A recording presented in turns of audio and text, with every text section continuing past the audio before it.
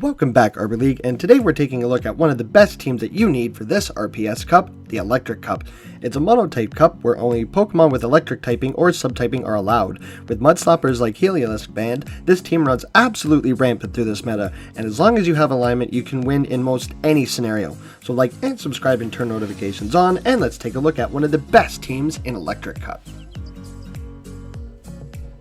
Now I say this is the Freelo team, as long as you know how to use it. We still have to count moves, we still have to know what moves to take, and as I said, this team is very alignment based, as you can tell, as most ABB teams are. This is the Electric Cup, so we want as few electric moves as possible because all the Pokemon are resisting each other's movesets. We got Hisuian Electrode in the lead with Thundershock, Energy Ball, and Swift. Then we got the Geofam in the back with all of their rock moves as well, and Golem with Legacy Rollout. Now the point of this team is to bait out the Lantern and align with Hisuian Electrode, its hardest counter. In this meta, it runs Water Gun for the Rockefellers in the back, and just to hit neutral in all other electric Pokemon scenarios. Same thing for Galvantula. It is Hisuian Electrode's hardest counter, so we safe swap Golem to chase it away and align with Graveler later on its hardest counter. And rollout users are great ahead on energy, so Golem is decent as a safe swap. It's not as bulky as Graveler, but it does charge quick. The core breakers for this one I've realized are Pawmot and Zebstrika with low kick, or Aurasphere, Raikou, anything with fighting moves, because we don't want to see that in the back, and unless we deal with it with Hisuian Electrode in the front, we're in trouble. But these are shields down scenarios and very playable matchups. Hopping into the first match, can they beat us? Sure you can, bud. We'll see. So we got Hisuian Electrode into the Morpeko. And Morpeko is an interesting pick. It's pretty neutral, but as everyone knows, there's no such thing as resistance when it comes to Aura Wheel. Morpeko is extremely quick getting to those, so the first one doesn't do too much damage. We can let that go. And we just want shields here from this Morpeko. Morpeko is extremely glassy, so we're going to bait here with the Swift. It's not too much of a risky bait. They still have to respect damage. They get that shield. Play into the CMP tie that we shouldn't have. Morpeko is small, it's quick, so they tie us to that next Aura Wheel. We don't want to get farmed down by something, so we have to shield that up. And if they let this go, it KOs Morpeko. If they don't, we get a shield. So 2 shields, I'm completely fine with that. The next one will KO, so I'm anticipating a catch here. We still have to shield up. I know this is just a psychic things, but it's double boosted. And like I said, don't want to get farmed down by something. So we're going to go for that Energy Ball, and I don't know why I threw. Always anticipate this. If they want to save that Morpeko, they're going to catch. So they catch the Energy Ball resisted onto Magnezone, but Magnezone is pretty glassy, so we come in here with Graveler. Now Graveler, because all the Mudslappers are banned, but not anything else that resists electric, so these Magnet Boys and Graveler have an edge up on the rest of the competition. But Magnezone is pretty glassy. I think even a Mirror Shot doesn't KO from this range. We wanted to come in with Graveler here, just so we had more fast move pressure so we could get that farm down. The Rollouts don't do much, and Golem's a little bit glassier than Graveler. So we get the Rock Blast off, but I think they're going to do a Peekaboo here, forcing us to dump their energy onto the Golem that transforms into its hungry form. Totally okay with me, but we're going to come in here with Lone Golem, soak this damage. They're not going to make 2 Aura Wheels here, so we are going to make that Rock Blast, and it will KO upon impact here. We still have to remember that since they Peekabooed, that Golem does have 1 rollout ahead of us. That's totally okay with me. We just want this Morpeko down. But they're actually on Rock Throw. So we get to that Rock Blast first. I don't think I was going to make that Stone Edge. I just wanted to get as much damage off here as possible. Now we're going to farm down, and we have to count properly here. We don't want to get KO'd by a Rock Blast on the Hisuian Electrode. So when we know our counts, we catch onto the Graveler, and that won us the game. They're low enough where I think a Swift will KO. They even Wild Charge, so from this range, because their defense is dropped, despite it being resisted, this non-stab Swift coming from the Hisuian Electrode still KOs, and we take that game. We see a negative lead in our next match, the Galvantula. But this is the key thing about having that double Geofam backline. We're going to immediately safe swap into that Golem, as I said, get a head out energy with the rollout. They build up close to a lunge and come in with Belly Bolt. Now we should have baited the Rock Blast here because the parabolic charge, they want to get that parabolic charge defense boost, but they let the Stone Edge go through, and now we win this match. So still got to be careful here. I shield this up. I know it's resisted, but I don't want to get Sucker Punch down. I wouldn't have shielded it up if they were on Thundershock instead. This allows us to build up to back-to-back Rock Blast here. I'm not quite sure that I could have got the farm down here. The rollout is a 3-turn move versus 2-turn Sucker Punch. So we get the first shield with the Rock Blast, and I'm okay with either getting 2 shields or KOing the Belly Bolt here. So waste of energy for them. We win Switch, which is what we wanted, and they come in with Toxtricity, but it's on Acid. We're still resisting that as the Rock type, still getting that Rock Blast, and it's still going to hurt. Toxtricity is not a fighter, and it's frail, so we get the other shield from them.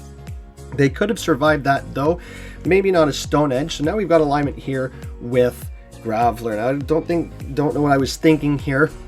We don't want the Acid user on Electrode, but that Wild Charge still hurt. Maybe they don't have Power Up Punch, so because that Wild Charge hurt, I'm still going to shield this one up.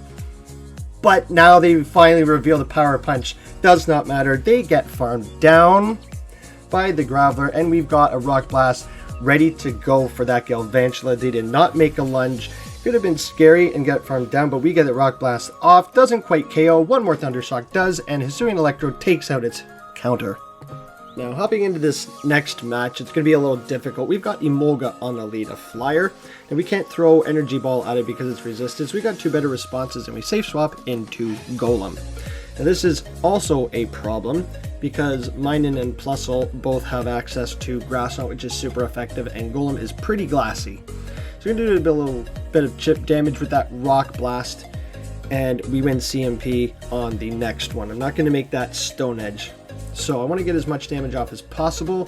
Gets the first shield from the Minun, and we're going to shield up the Grass Knot in return. Now it's not stab, but a Golem is pretty glassy. So I want to get to one more Rock Blast here, but we're not going to make it. And I'm thinking, you know what? It's not stab. So I'm going to let this go, see how much damage it does, and it KOs Golem from the green. So this is bad news, Bears, because we have to swift this down.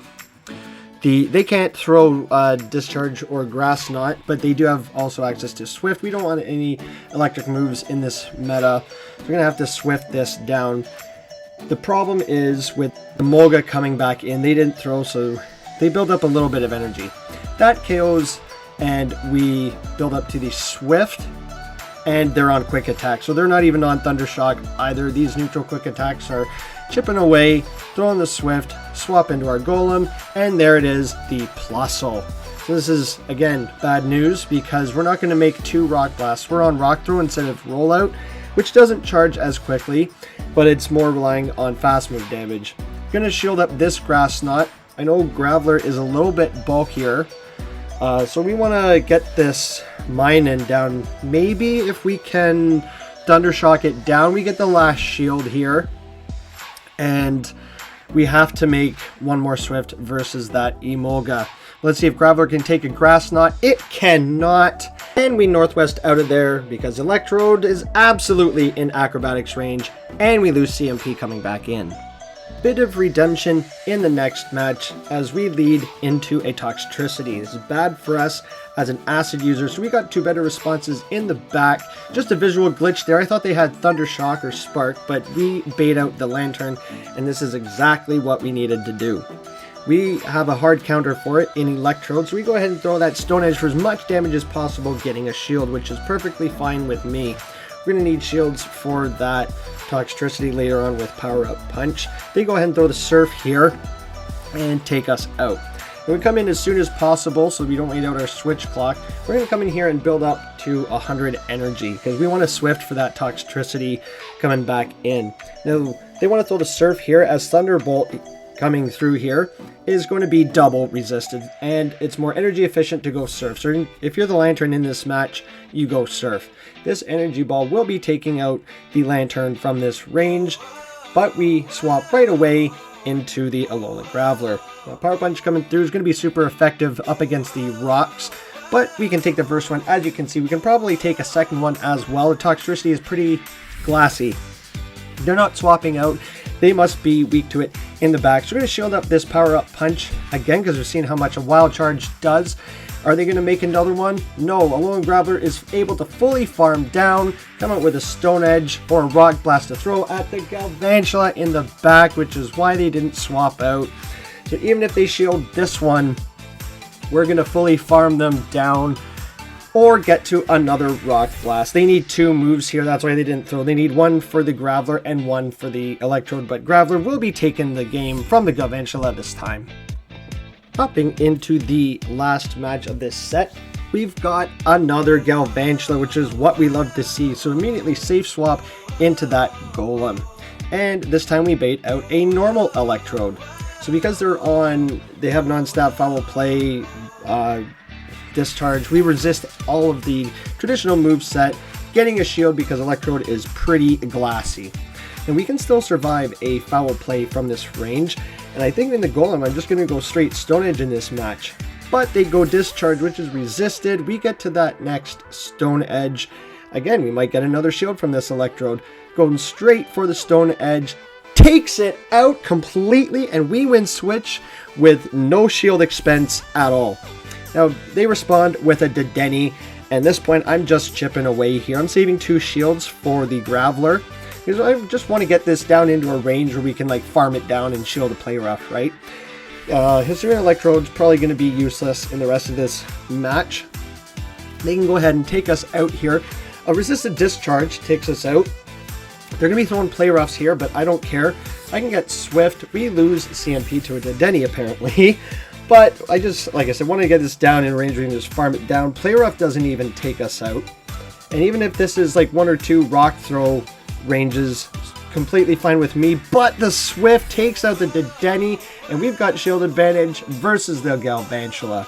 Doesn't even matter if they debuff us here with the lunge, but they throw the resisted cross poison instead, see the writing on the wall, and concede the match, giving us the win and the 4-1.